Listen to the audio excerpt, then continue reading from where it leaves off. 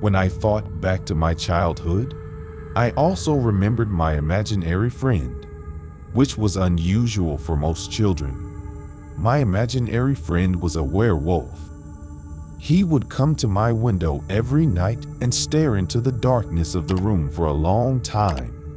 At first I was scared, but over time I began to wonder about his silhouette. He was intimidating, but at the same time felt like a part of me. Back then, in the 90s, drug addicts roamed the yards robbing civilians, sometimes even going as far as murder. I slept alone because my dad worked a lot and could stay out for days at a time, and my mom just left us. And so, one night, in the pale light of the stars and the small moon, I was considering my friend again when there was a clinking sound of broken glass from the side of the barn. I knew at once that someone had broken into the yard. Fear seized me, and I pressed my ears to my ears and listened to the increasingly louder rustles.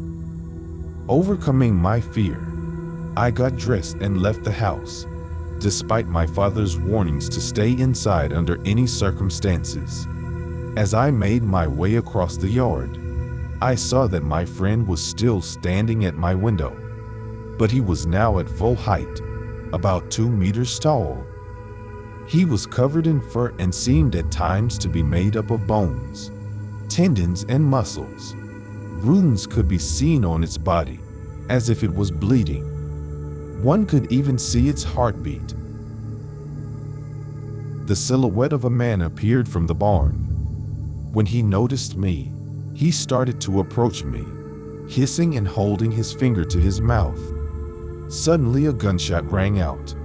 The man ran towards me, waving the sickle he had stolen from the barn. A second later he was already lying on the ground a few meters away from me. Several more shots were heard. In the morning, the neighbor Uncle Sasha told my father what had happened. Uncle Sasha was returning home and noticed that someone had broken into our yard. Being a police officer, he had a decorated pistol at home. Within minutes, Uncle Sasha was already in our yard and fired a warning shot in the air.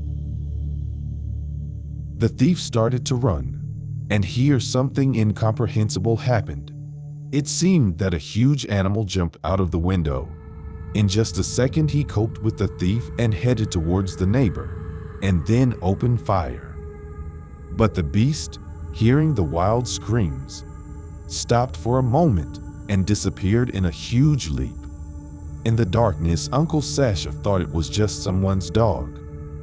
A few days later, my father became ill and died. At the autopsy, the bullets that Uncle Sasha had fired were extracted from his body.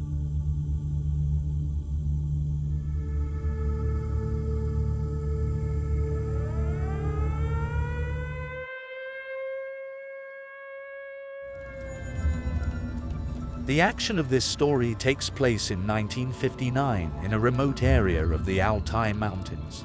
The main characters, Joseph and his friend Mark, were hunters.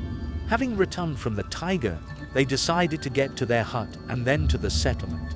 On the way, Mark realized that he had forgotten his hiking axe in the parking lot and decided to go back for it. When about 15 minutes had passed since he left, one of the dogs that had been left with Joseph started acting strangely. After a while, Joseph decided to go to Mark's house. As he approached the parking lot, he saw a huge silhouette squatting and fiddling with something oblong. Suddenly, a huge werewolf creature appeared in front of Joseph and lunged at him with bloody fangs and vicious sides. Joseph was frightened and ran towards the hunting hut. Fortunately, the werewolf did not pursue him, as it was already fed up. The next morning, Joseph went to the nearest village to tell what had happened. He was met and taken to the village's chief shaman. The shaman listened to him and told him that it was an evil spirit that had been kidnapping people for years. He showed Joseph a mirror in which he saw that his hair had turned gray with terror. The shaman said that 10 people had already disappeared in their village, and the ogre was especially active in the spring. They had tried several times to catch the werewolf, but without success. However, Joseph decided to go on a search with his companions. They wandered through the forest for a long time, until the beast jumped out at them and immediately blew off the heads of 2 hunters. The rest of the hunters started to scatter out of fear. Joseph began to shoot at the werewolf, but the bullets did not hurt him. The werewolf pursued Joseph.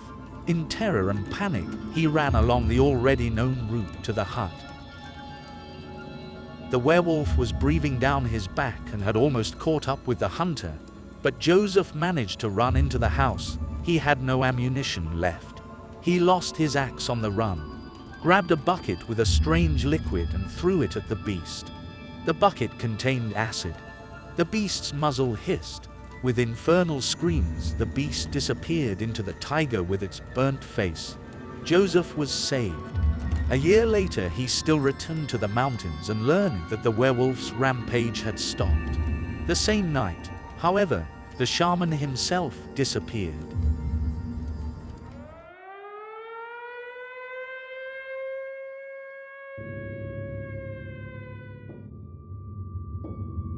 The story I heard happened to my great-grandfather. At that time, he lived with his great-grandmother in a big yard. They had their own farm with chickens, pigs, cows, and horses. But one day my grandfather noticed a strange thing at night. Someone was braiding pigtails in the manes of their horses. He asked everyone in the house, but no one knew who could do such a thing. The braids appeared every morning, and the horses looked more and more tired and upset. Then Grandpa decided to go on guard duty and find out who was disturbing the peace at night. He hid in the stable under the very roof where the hay was stored and waited for night. Finally, the night came when Grandpa could hardly keep his eyes open. Suddenly the door of the stable was ajar and a neighbor woman entered. She lit a lamp and put it on a shelf, and then she went over to one of the horses and held out her hand to it, whispering something softly. The horse, frightened at first, calmed down and allowed the neighbor to sit on it. The neighbor clapped the horse on the back and they both walked out of the stable, disappearing into the night. After a while they returned, and the neighbor began to braid the horse's mane, moving her lips soundlessly. At that moment, the grandfather decided to come out of his hiding place and express his displeasure. The neighbor turned sharply and turned into a wolf and attacked the grandfather. But the grandfather was well armed and skillfully wielded the whip. He beat the wolf almost until morning, not letting it slip out of the stable. When the wolf was almost beaten to death, the neighbor suddenly took her former form and asked to let her go, promising not to touch the horses again. However, her father decided not to let her go, and then she promised to guard his entire family. The grandfather let her go, and the she-wolf has been guarding his family ever since. This story was told by my mother, who claimed that it was not fiction. She heard it from my great-grandmother, who was a witness to all these events and even saw the neighbor herself mutilated after the attack, because of which she did not leave the house for a long time.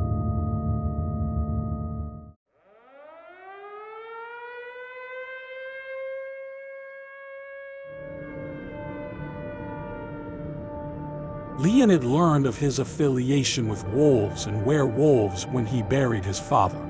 His great-grandmother insisted that the dead man's heel tendons be cut and his eyes and mouth covered with corns. She explained to Leonid that this was necessary, as otherwise he might turn into a ghoul. Leonid's father's whole life was connected with the struggle with the ancestral curse. On full moons he drank bitter vodka to prevent physiological changes.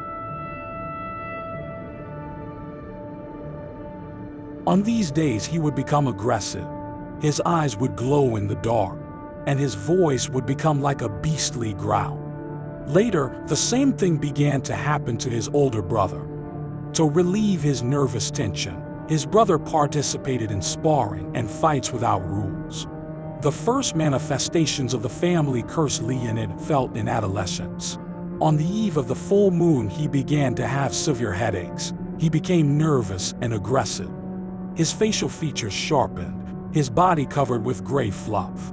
His fingers would curl, and his perception of sounds and odors would become sharper.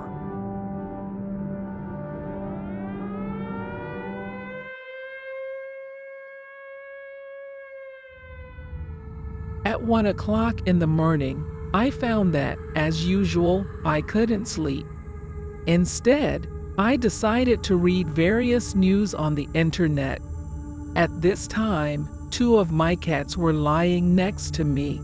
One was a big white cat, and the other was a small black cat. Before I go to bed, I always take both cats into my room with me and close the door. The white cat usually sleeps on the windowsill, and the black cat settles at my feet. Both of my cats are very calm and don't get irritated over nothing. But suddenly the white cat woke up, arched his back, and started hissing fearfully. I was dumbfounded by this turn of events, and at the same time I heard the same hissing at my feet. I turned around and saw a black cat with huge eyes like 2 globes peeking out from under the blanket. Suddenly someone knocked on the door. But it was no ordinary knock. It was such a rumble that part of the top of the door jamb flew off. I was frightened and hid under the blanket, trying not to breathe. I don't know how long it went on, but suddenly it went quiet. I pulled myself together, walked to the front door, and slowly peered through the peephole. I saw a huge creature that looked like a big dog with black fur walking away from me. My legs felt stiff, but I managed to get back to bed. In the morning, I decided not to tell the truth to my parents as I didn't want to worry them. I even asked them if they had heard anything strange during the night. They said they had not heard anything strange.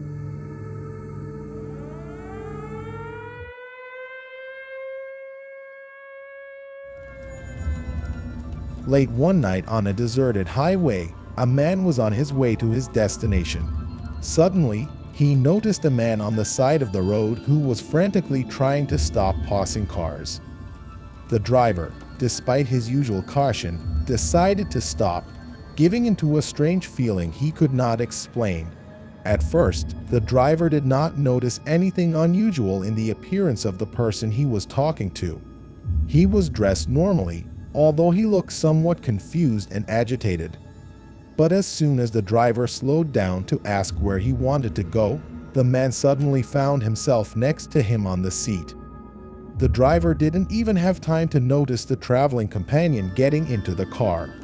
Along the way, the driver began to pay attention to details of his midnight traveling companion's appearance. He smelled of dog hair and some other animal odors. He noticed the narrow pointed ears sticking out from under the curly hair. His whole body was covered with brownish red hair, and when he yawned, inhuman sharp fangs protruded from his huge mouth. To talk about such a man was more frightening than death. The driver started the car, and the traveling companion, muttering something about being in a hurry, more often than not growled strangely, like a dog preparing to attack. The werewolf, however, did not touch the driver. Suddenly he ordered the driver to turn to the side of the road and, without a word, disappeared into the darkness in an instant, animal-like manner. It should be noted that it was cloudy that night and the moon was hidden from view.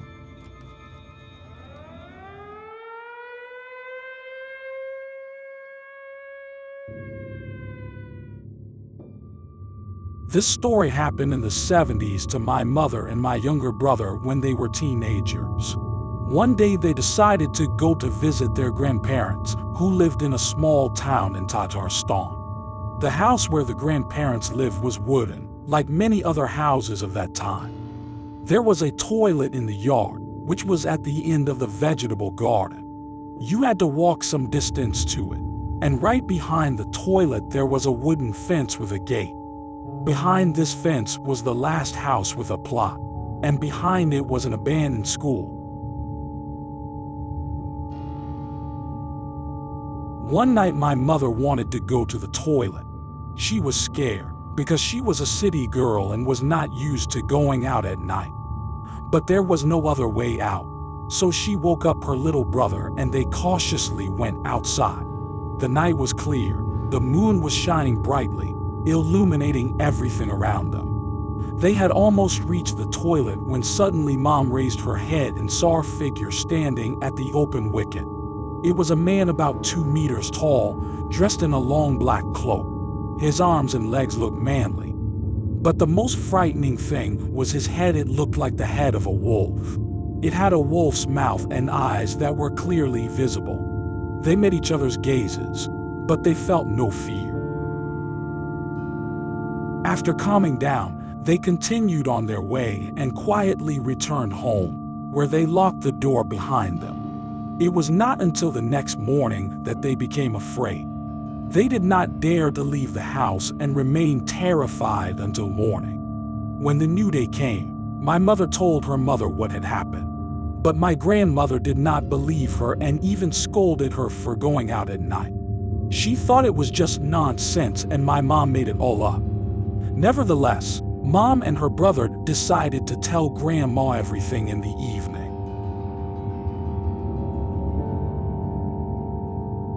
And then they heard an amazing thing. Grandma said that they were not the first to see this creature.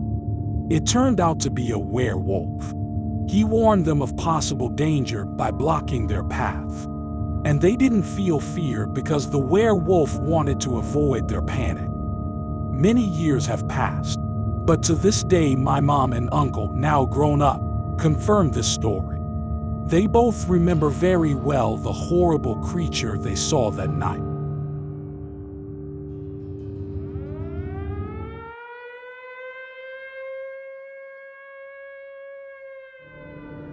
My story began in August 2017 when I traveled with my parents and friends to Lake Issyk-Kul in Kyrgyzstan. This lake is surrounded by majestic mountains with many beautiful gorges. We decided to visit the Barcelona Gorge, where gold has been mined for many years. For an evening, we found a cozy clearing at the edge of the forest and decided to spend the night there. We made a fire and started to bake potatoes, enjoying the nature. It gets dark quickly in the mountains, and by 7 o'clock in the evening, it was already completely dark. My mom was tired and went to bed, and me, my dad, and my friends sat around the fire and told scary stories. I was listening, but I didn't find anything interesting. Suddenly, we heard a muffled howl from the road. We were silent and thought that it was probably a common jackal communicating with its kin. There were no trucks in the mountains at night, so we paid attention to this howl. But we didn't pay much attention to it and decided to go to bed. Since it was cold in the mountains, we decided to sleep in the cars without putting up tents. When we went to bed, the fire was still burning. I could not sleep and kept looking out of the window. I saw mountains in front of me and a clear sky illuminated by the full moon. However, the moon was behind the mountains and could not be seen, so it was quite dark. Suddenly, I noticed a figure gliding among the trees. I felt uneasy and wanted to close my eyes and go to sleep, but curiosity overcame fear. I saw something that looked like a wolf, but it stood on 2 legs like a man and was half a meter taller than him. Suddenly, a wind blew and the fire went out. I was silent at once, lest the figure should notice me, but fortunately nothing happened.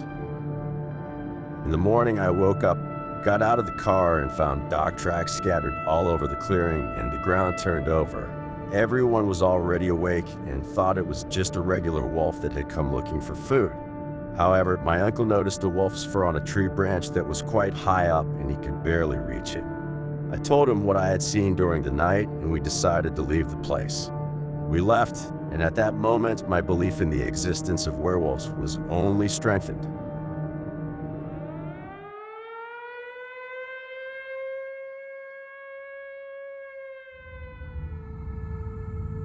This story took place near Leningrad, which is now called St. Petersburg. It happened in 1977, when I was on vacation and decided to go to my relatives in my car. I left early in the morning and had a long drive ahead of me to get there in time for the evening. Everything was going well until after 2 hours of driving, I got a flat tire and had to change it right on the road. It wasn't a difficult job, but the morning twilight got in the way. I jacked the car up and got the spare tire. There were very few cars on the highway at that time, unlike today. As I was unscrewing the tire, I heard branches rustling in the woods behind the car. I looked up and saw a wolf's face peeking out of the shrubbery. The wolf was already scary in itself, but the fact that its head was 2.5 meters off the ground shocked me. The muzzle was huge. I grabbed a rock and threw it toward the wolf with a shout. The muzzle disappeared sharply into the thicket, and I heard the crunch of branches. The trees swayed from side to side, as if they were swayed by a strong gust of wind. I hid in the car. I couldn't believe the creature was so huge. A few seconds later, a tree about 10 centimeters in diameter crashed into the rear side window. At that moment, I noticed 2 cars approaching me. They apparently noticed something strange and stopped. They were surprised to hear that I needed help. When I screamed, the wolf was no longer hurt. Perhaps he had gone away, or maybe he just froze and watched. They helped me change the tire and pull the tree out. We struggled to do so, and I was even more surprised when I realized that the tree had come out of the woods like a spear dozens of meters away and pierced the glass. This creature was incredibly strong. I hurriedly left the area as soon as I could continue driving. I am grateful to the people who stopped and helped me. Without them, I might not have survived.